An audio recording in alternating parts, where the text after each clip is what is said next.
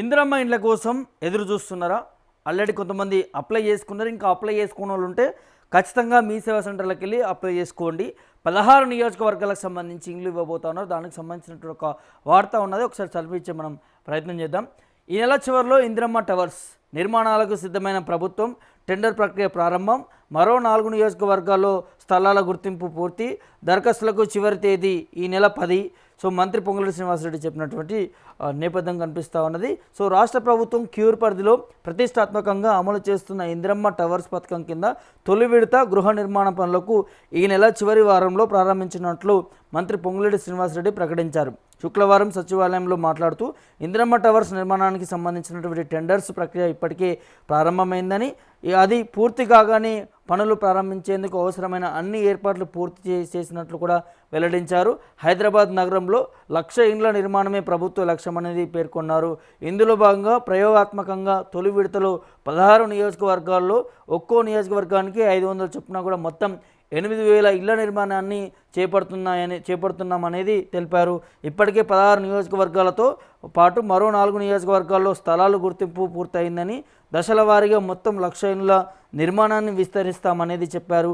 పేదల కుటుంబాలు కూడా హైదరాబాద్లోని అభివృద్ధి చెందిన ప్రాంతంలో గౌరవప్రదమైనటువంటి జీవితం గడపాలన్నదే ప్రభుత్వ లక్ష్యం అంటూ కూడా, సంకల్పం అంటూ కూడా మంత్రి స్పష్టం చేశారు. ఈ లక్ష్యంతో ప్రభుత్వం ముందుకు వస్తే కొన్ని రాజకీయ పార్టీలు దుష్ప్రచారం చేసినప్పటికీ ప్రజలు వాటిని నమ్మలేదనేది, ప్రభుత్వం భారీగా వస్తున్నటువంటి దరఖాస్తులే ప్రస్తుతం భారీగా వస్తున్న దరఖాస్తులు ఇందిరమ్మ టవర్స్ పైన కూడా ప్రజల విశ్వాసానికి నిదర్శనం అంటూ కూడా మంత్రి మాట్లాడినటువంటి నేపథ్యం. ప్రభుత్వానికి చెందినటువంటి 100 కోట్ల రూపాయల విలువైనటువంటి భూముల్లో టవర్స్ నిర్మించి ప్రతి లబ్ధిదారునికి 20 నుంచి 22 గజాల ఆన్ డివైడెడ్ షేర్ను కూడా ఉచితంగా వారి పేరు మీద రిజిస్ట్రేషన్ చేస్తామనేది తెలిపారు.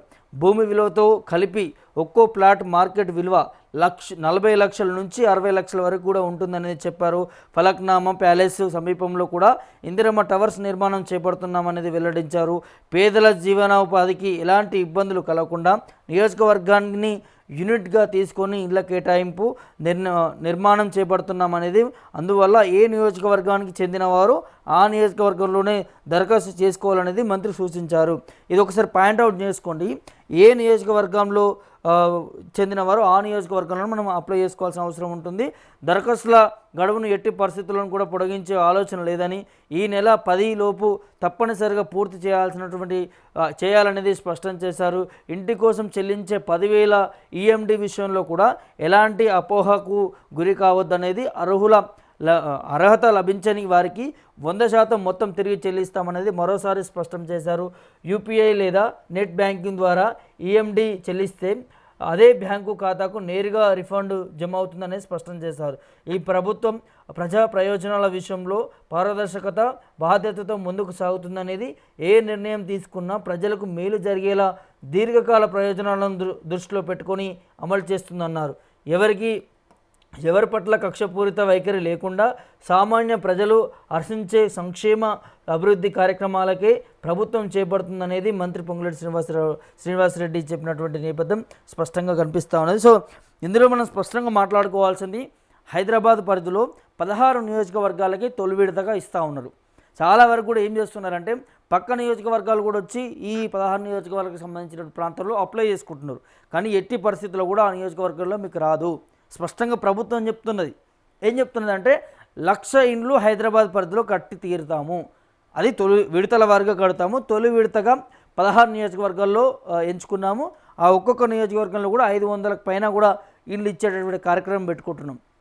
సో ఏ నియోజకవర్గం వాళ్ళు ఆ నియోజకవర్గంలోనే దరఖాస్తు చేసుకున్నట్టు స్వయాన మంత్రి పొంగులేటి శ్రీనివాసరెడ్డి చెప్తున్నటువంటి నేపథ్యం కనిపిస్తూ ఉంది. కాబట్టి ఎట్టి పరిస్థితుల్లో మీ పక్క నియోజకవర్గాలు ఉంటే మీరు వెయిట్ చేసి అక్కడ ఇచ్చినప్పుడు, ఇందిరమ్మ ఇల్లు వచ్చినప్పుడు, శాంక్షన్ చేస్తున్నప్పుడు అక్కడ మీరు దరఖాస్తులు చేసుకోవాల్సినటువంటి అవసరం ఉంటుంది. కానీ పక్క నియోజకవర్గంలో చేసుకుంటే రావడానికి కూడా ఆస్కారం లేదు, రాదు. సో ఇప్పుడు ఇక్కడ ఏం జరుగుతున్నదంటే చాలా వరకు కూడా అపోహలు ఎదుర్కొంటూ ఉన్నారు. అంటే ఇప్పుడు మేము ఈ ఇందిరమ్మ ఇళ్ళ కోసం అప్లై చేసుకుంటే రాని వారికి పరిస్థితి, అంటే 10,000 కట్టాలని అంటున్నారు. మరి ఆ 10,000 కడితే రానోళ్ళ పరిస్థితి ఏంటి అనేది, నిజంగా మళ్ళీ అమౌంట్ అనేది రిఫండ్ అవుతుందా అవ్వదా అనే దాని కూడా చాలామంది అపోహలు ఉన్నారు. అట్లాంటి అపోహ ఏది కూడా పెట్టుకోకండి. మీకు ఒకవేళ మీరు అర్హులుండి మీకు నిజంగానే ఇల్లు లేదు, హైదరాబాద్ క్యూర్ పరిధిలో ఎక్కడ కూడా గజం జాగా కూడా లేదు, లేకపోతే చిన్న ఫ్లాట్ కూడా లేదు అని అనుకున్నప్పుడు ఖచ్చితంగా మీరు అప్లై చేసుకోండి.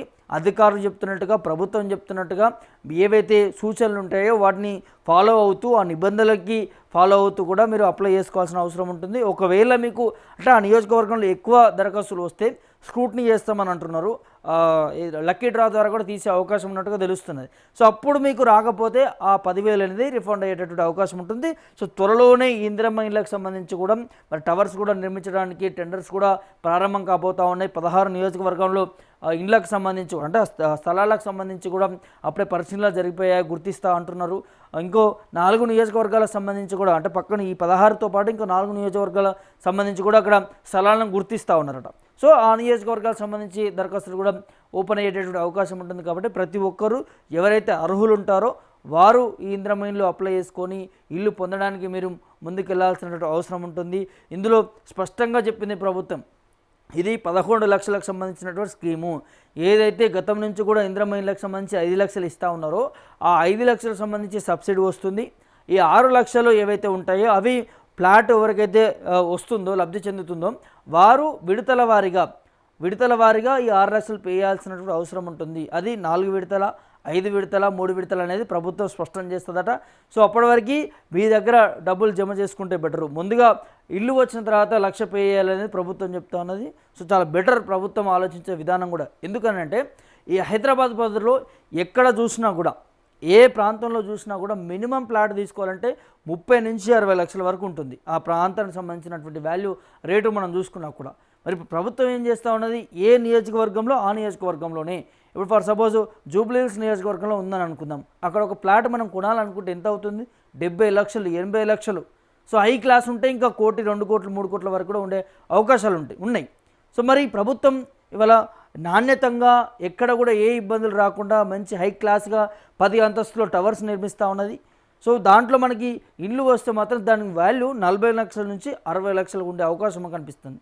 అంటే అంత ఇల్లు పేదోడు ఎప్పుడు కూడా జీవితంలో చూసేటటువంటి అవకాశం ఉండదు. కాబట్టి సో ఖచ్చితంగా దరఖాస్తు చేసుకొని ప్రభుత్వం చెప్తున్నటువంటి సూచనలు ఫాలో అవ్వండి. సో ఈ వీడియో చూస్తున్నటువంటి మీకు ఇంకా ఈ ఇందిరమ్మ ఇళ్ళకి సంబంధించి ఇంకేమైనా డౌట్స్ ఉన్నా, లేకపోతే మీకు తెలియట్లేదని ఏదైనా అంశం ఉన్నా కూడా కామెంట్ రూపంలో తెలియజేయండి. నేను ఇంకో వీడియో ద్వారా కూడా వాటిని మీకు చెప్పే ప్రయత్నం చేస్తాను.